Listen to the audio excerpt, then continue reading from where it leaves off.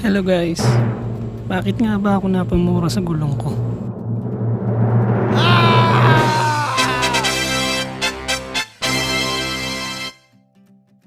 Hindi yung literal na mura ha?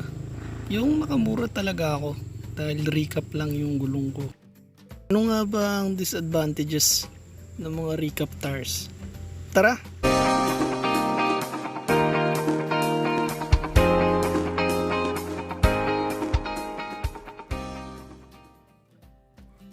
Kung makikita nyo sobrang kapal pa ng mga uka nitong gulong na to.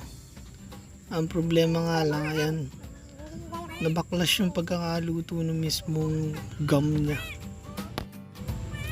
Pag-usapan natin yung tungkol sa mga recap.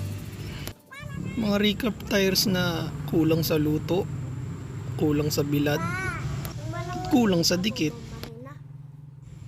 Matik na yan. Kung kulang yan sa luto, malamang kulang yan sa dikit.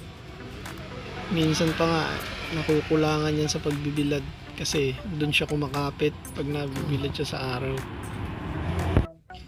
First time kong bumili ng recap, dalawa pa yung binili ko, isa sa side wheel at isa dito sa rear ko.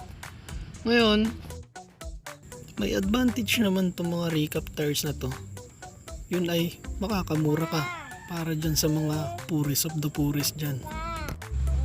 Ang disadvantage lang nito syempre after 6 months papalitan mo yan.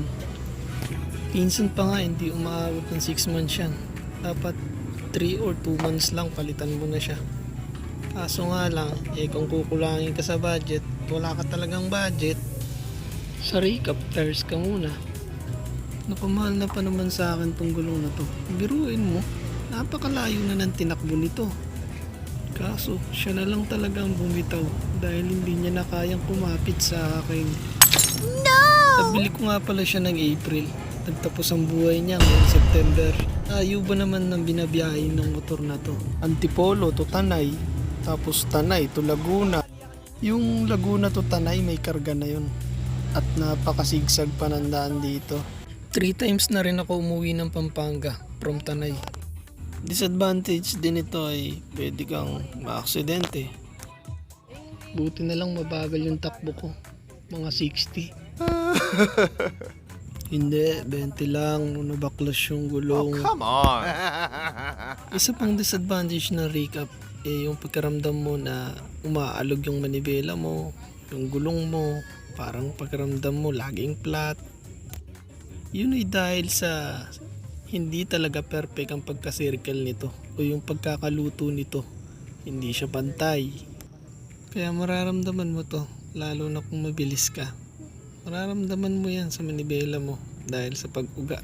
Kaya guys, kung gusto nyo safe, bili na lang kayo ng bago kung kaya naman ang budget nyo.